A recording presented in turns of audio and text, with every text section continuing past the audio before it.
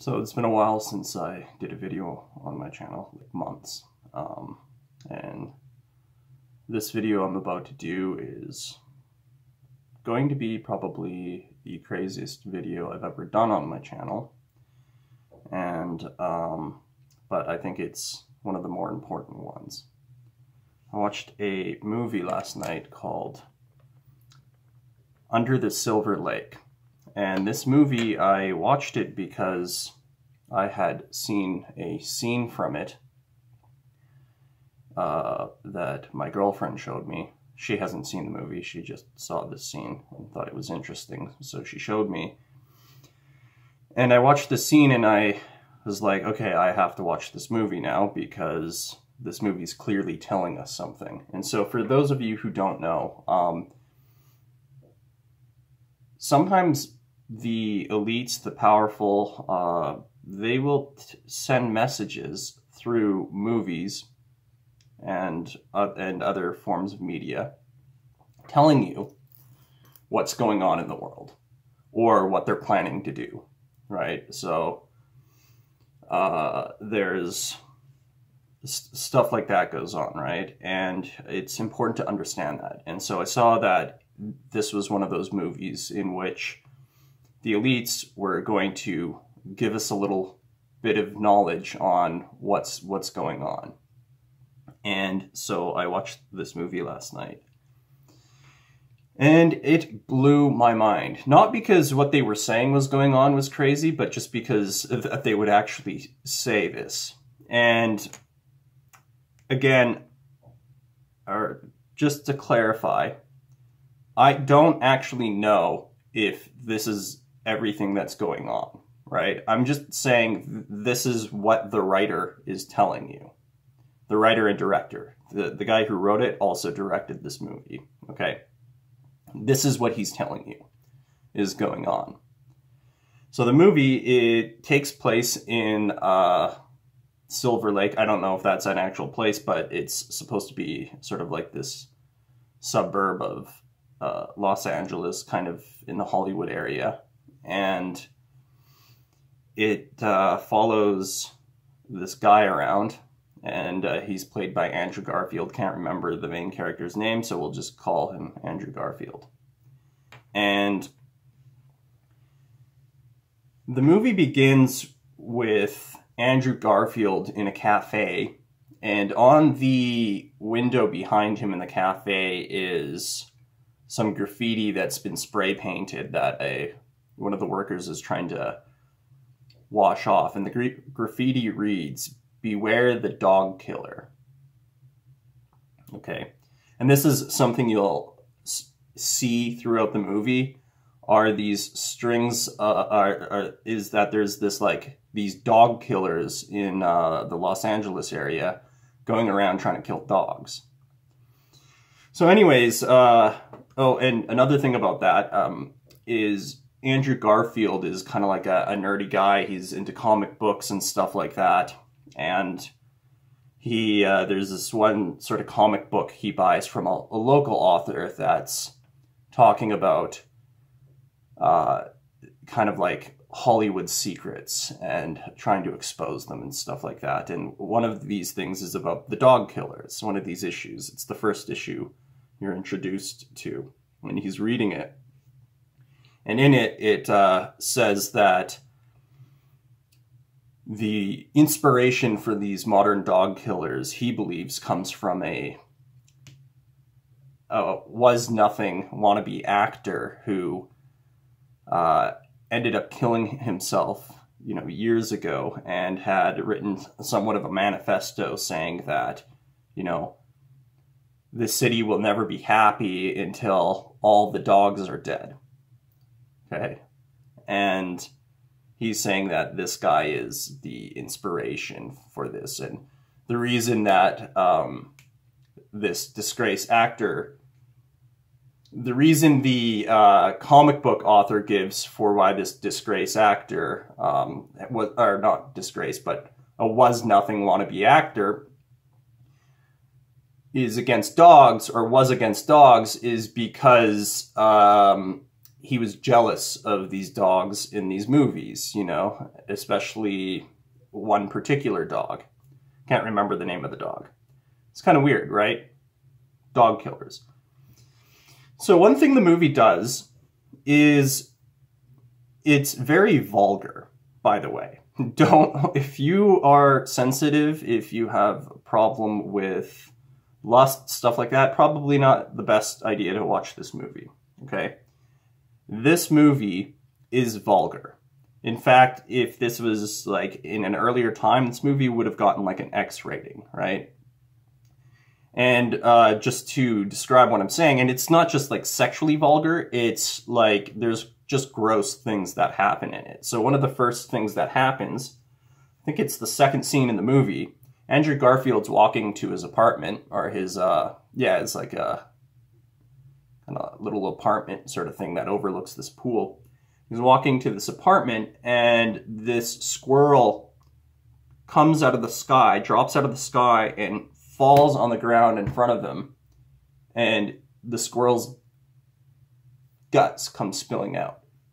And there's no reason why that's there, right? Like, it doesn't help develop the plot, it doesn't do anything, right? And so I was thinking about this, and one of the things I was thinking about this was, well, why did they put this sort of stuff in the movie? It didn't really add to the movie at all. In fact, it took away from the movie. It made me want to stop watching it, right? And, you know, had I not known what was coming in the movie a little bit, I would have stopped watching it.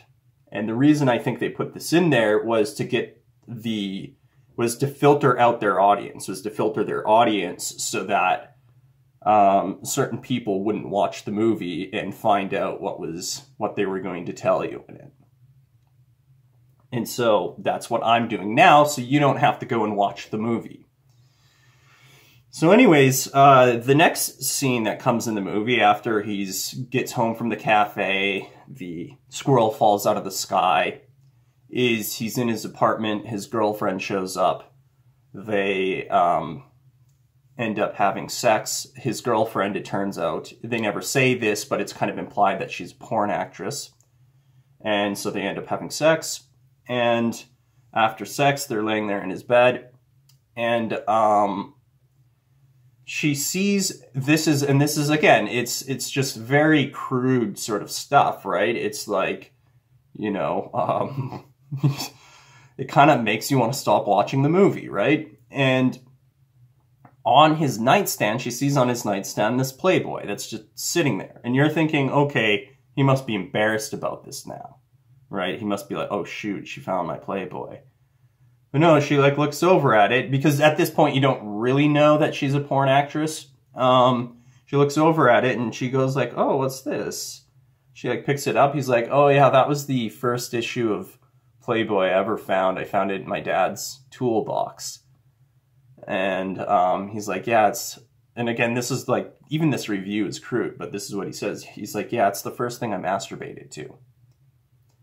And she's like, oh, yeah, and then she starts talking about the first thing she masturbated to, right? And you're sitting there watching the movie going like, this is gross. This is like, you know, cheap, sort of like, oh yeah, we're so intellectual, you know, this is art, right? You know, I'm sitting there thinking that. And that's why it's there. It's there to stop you from watching the movie. And because they're like, they know that the crowd that thinks that that's really enlightened isn't going to get the message, right? And the crowd that thinks this is cheap and stupid and not good at all, it's just trash, they're going to stop watching the movie. And those are the people who might actually get the message. And so then after she looks at this Playboy, she sees under it, and this is why I'm telling you about this part. She sees under the Playboy a thing of notes he has. And she picks it up. She's like, well, what's this? He's like, oh no, don't look at that, please. You're not supposed to see that. And goes and hides it. Now, think about this. The writer is saying something here. He's like, the main character isn't embarrassed about his porn addiction, but he's embarrassed about what's underneath his porn addiction, The notes he has underneath his porn addiction. And he's embarrassed about that, though. You know, the things that he's written in some sort of, like, secret journal. She's like some sort of, like, it looks like you can kind of see from the thing, like, he's been doing some sort of math or something, right? He's embarrassed about that. And the director's saying something, which is, if you try to find the truth, that's more embarrassing than, you know, somebody knowing that you look at porn or something, right? That's what he's saying. That's important. You're going to have to remember that. Okay. So after this, he meets, this guy's kind of a perv, you know, he's spying on women and everything like that. And Andrew Garfield meets this one girl that he's been spying on who has this little dog. And he meets her in his apartment. I think it's on the same night, you know, after his girlfriend leaves and everything like that. He meets this girl and they go into her apartment. They smoke some weed. And then, you know, they're kind of like, I don't even think they kiss. They're just on her bed, sort of like holding hands, talking. And then, you know, he's like into this. He really likes this girl. And then her roommates come home and she's like, yeah, I probably need to get going now. And she gets kind of uncomfortable and it looks like she's scared. And he's like, well, you know, why don't we like go for a drink or something? She's like, no, come back tomorrow. So he goes home disappointed, comes back the next day, and she's gone, right? And so the movie is like him trying to find her. This is basically what the movie is about. He's trying to find this girl for the rest of the movie. And not only is she gone, but the apartment's completely emptied out. And he just thinks this is really weird. And so he starts following this trail to try to find this girl. Okay. So he follows this trail to these different parties. He starts noticing that there's this, there's a guy that comes home. There's 3 girls that are roommates, and then a guy that comes home with 2 of her roommates. And the guy that comes home, he's in this pirate costume, and he has one of his eyes covered, as a pirate does, right? It's one of his eyes covered. He has one of his eyes covered.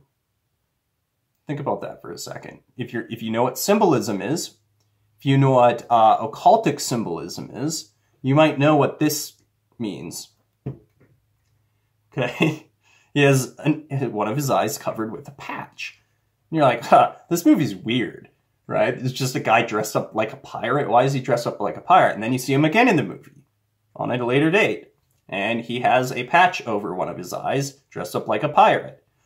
And in the movie, it never tells you who he is. It never says anything really about this guy. This Andrew Garfield character asks around about it. He asks this one escort about it. And the escort's like, oh yeah, he was in the limo that night. Yeah, I don't know who he is. He's anonymous. Weird, right? That's weird. Why is there this weird random dude that has only one eye, constantly dressed like a pirate? The pirate's the red herring, okay? His one eye covered is, I believe, symbolism for Satan, right? So he's the one eye thing of Satan. This guy's supposed to be Satan, I believe, because, and it doesn't, it's very strange that it never says why he's there. And that mystery is never revealed, but I believe because the guy constantly has one of his eyes covered that he's Satan. So anyways, one of the other things that goes on after he's searching for this girl, he gets in contact with the guy who writes those comics I was talking about earlier. And he goes over to his house, and while the guy's at his house, he's like, this guy's like kind of like a conspiracy theorist, kind of like nut job sort of person.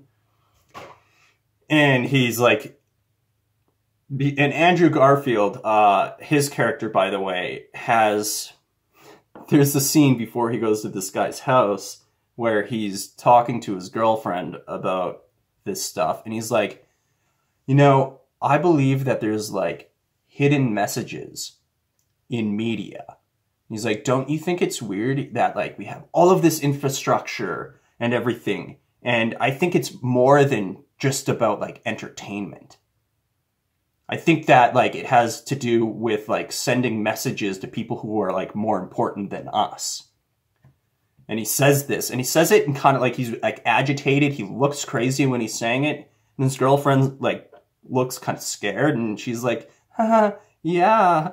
And he's like, oh, is that weird? Do you think that's weird? And she's like, a little, you know? And it's like very on the nose, that scene where it's like, oh, what? You really think we're spending all of this money just to keep you entertained? He's like, you really think that this is what it's about, you guys? Morons? That's not what we're doing here. You think we're spending all of this time, effort, energy to produce these movies just so you can have a little fun? You think this is just about us, another way of us making money? No, we're not doing that in Hollywood. You complete morons. That's basically what they're saying in that scene. And so this movie is very interesting for this reason, because not only are they telling you some messages, they're also making fun of you. And they're saying, yeah, you're an idiot if you don't understand this. And you're going to, whatever we do to you, you deserve. Because we told you all about this, and you just didn't believe it. That's kind of one of the messages in the movies. So anyways, while he's at this guy's house,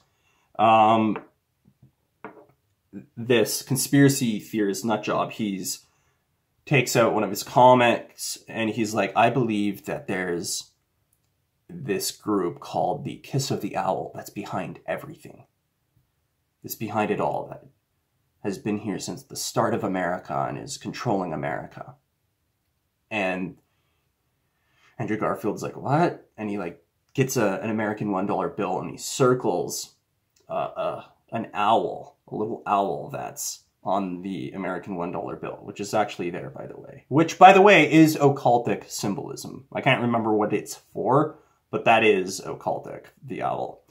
And he says, yeah, this group, he pulls out his little pamphlet or his little comic on the Kiss of the Owl, and he says, this group they have their origins in trade and in finance. And, they kill people, whatever, blah, blah, blah, blah, blah. But again, when you're watching movies like this, there's going to be red herrings. Or they're not necessarily red herrings. It's like when you make a metaphor for something, not everything lines up exactly. But what I believe the author was saying, and this isn't necessarily my personal opinion, but this is what I believe that the writer and director was saying, because you look, well, if he's talking about real life, and he's saying that there's this group that runs and controls America, and that whatever, who would it be? Now, it's interesting because we all know, and if you don't know this, it's fine, but if you're going to like doubt when people say things that are just like actually true, blatantly obvious, honestly, you're a dumb person, okay? We all know that on the back of an American $1 bill, it's filled with Freemasonic symbolism, right? Like, I'm pretty sure most people know this. There's like the odd person that's like, no, that's crazy, and people like that, it's like, dude, you're so asleep.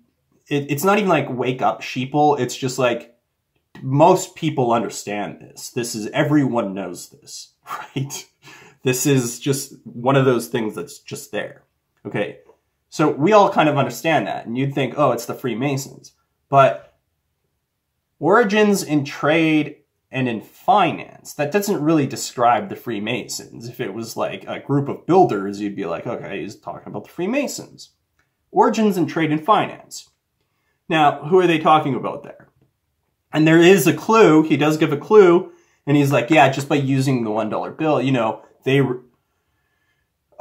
refers to this group as her instead of they. It's interesting because it's like the kiss of the owl's a her. And he's like, you know, by purchasing things, entering into usurer agreements, you agree to be under her system. Just by being in America, sort of thing. So he's saying that basically America is owned by her. It's her dominion. And trade and finance. So I believe that what the author was saying, what the writer was saying, is that, and it's interesting because even in the comic book, and it says, this writer believes that she is behind everything, basically, or something like that. She is behind it all.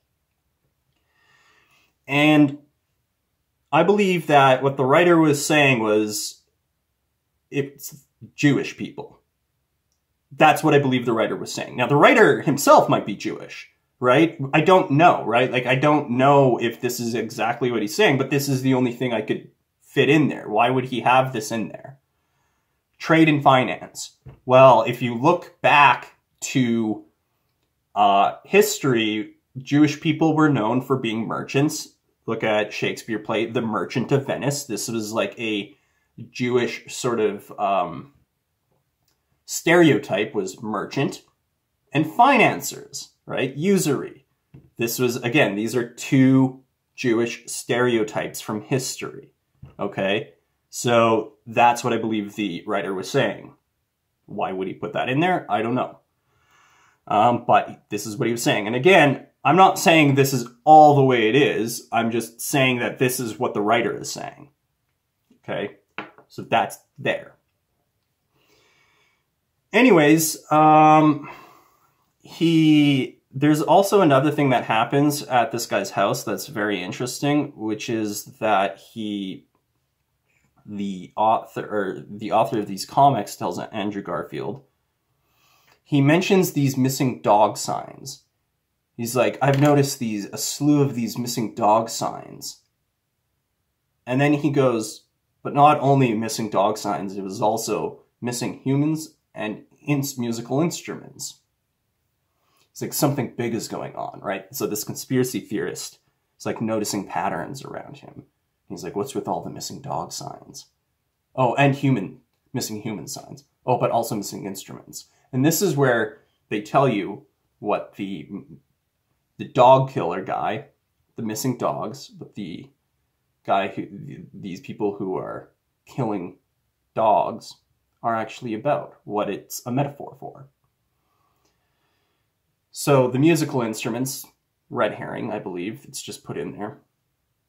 Missing dogs, it's weird, right? Like, why would they have this thing in the movie? It just doesn't, it's one of those things where you're watching and you're like, this movie's kind of stupid, you know? But it's not stupid because it's bizarre for a reason. It's like, well, obviously we're not talking about dogs here. That would be weird. Why would somebody be jealous of dog actors? Well, there's a scene from earlier in the movie when Andrew Garfield meets this girl's. How he meets the girl that he's then chases down for the rest of the movie, how he meets her is by walking by her apartment, seeing that her dog is out, going up to her dog, giving her dog a treat, and then she comes out and she goes, oh, Mr. Pebbles, I can't remember the dog's name, Mr. Pebbles, this nice man gave you a treat. Can you thank the nice man? And you don't notice at the time that that's a weird line. But it's kind of as if she's talking to her dog as if he's a kid. Right? Kind of as if she's talking to her dog as if he's a kid. And you go, okay, well, that's a little weird, right? And you don't notice that right when you see that scene. I only recalled it later as I was like watching the movie, and I was like, wait a minute. Once I figured out what the dogs were about, I was like, oh yeah, that is right. Or I like figured out that I was like, she talked to the dog as if he was a kid. And even the way they talk about the guy having a jealousy of these dog actors, they mention a specific dog actor, and it's like, kind of sounds like a name you'd give like a kid that's a famous kid actor, right? And so yeah, when he's like, missing dog posters, missing human posters, and missing musical instruments.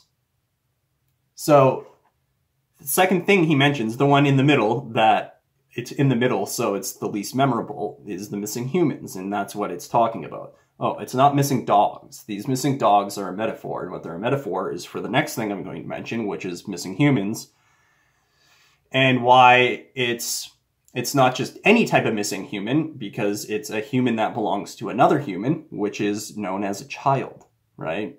And so it's a talk about missing children. And this is going to play a role in the rest of the movie. I'm going to have to, yeah, just hold on.